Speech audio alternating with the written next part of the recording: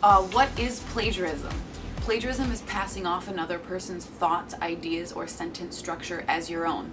This can be intentional or unintentional. Either way, it is still considered plagiarism, and you can either fail an assignment, fail a class, or be expelled from school. So this is very serious and important for you to learn. Tips to avoid plagiarism are: do not copy and paste anything unless you are using quotes and saying exactly where it came from.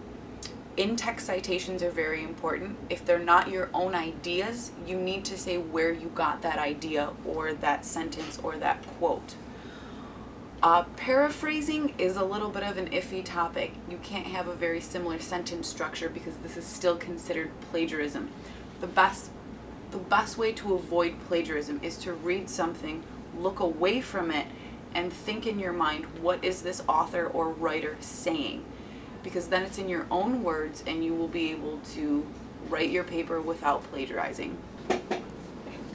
This pamphlet discusses APA citation style, which is a style that many of the professors require students write in. It gives examples of in-text citations and citations that will appear in a reference list. There's also additional information as to where to find other resources on the internet if you have any questions concerning APA style.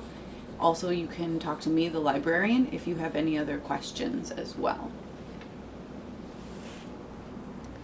After including in-text citations in your paper, you also need to include a longer citation that will appear at the end of your paper in a reference list.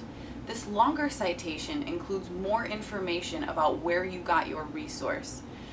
This way, your instructor or the reader of your paper will be able to find exactly where you got that information.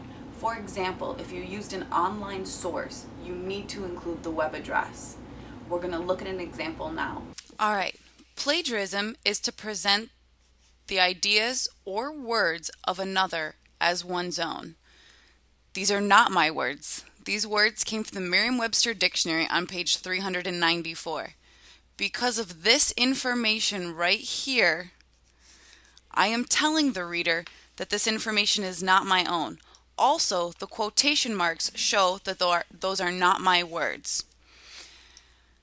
Now, after including an in-text citation in your paper, you also have to include a citation in the reference list, which will be found at the end of your paper.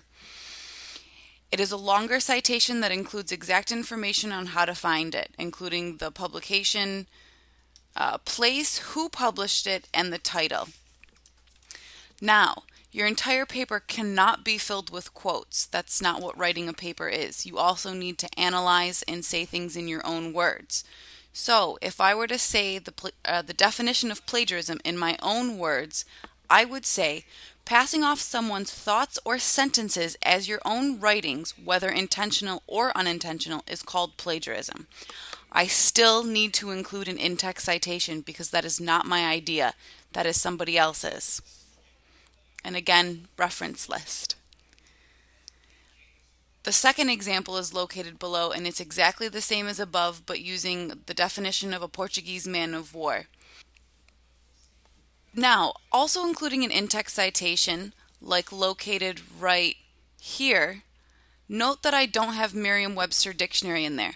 That's because I start my sentence out saying, according to the Merriam-Webster dictionary, a Portuguese man of war is.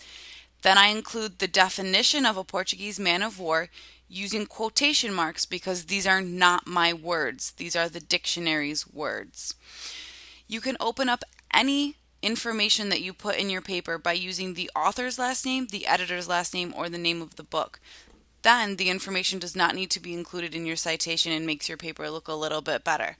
But you still need to include the citation at the end of your paper in the reference list. Plagiarism is copying another person's work and trying to pass it off as your own. You wouldn't go into a museum and steal a work of art and then say you painted it. It's the same thing when it comes to writing. If you decide to go on to graduate school, or if you write professionally, or even in a blog or a website, people have been caught in lawsuits for presenting ideas that are not their own, or using words and sentence structures that are not their own. people have lost jobs and their credibility. So it's very important that you cite all of your work. If you didn't think it, it's not yours. The same goes for your textbook. Although you own your textbook, you did not write it, the author did. So you even need to cite your textbook if you're using it for your class.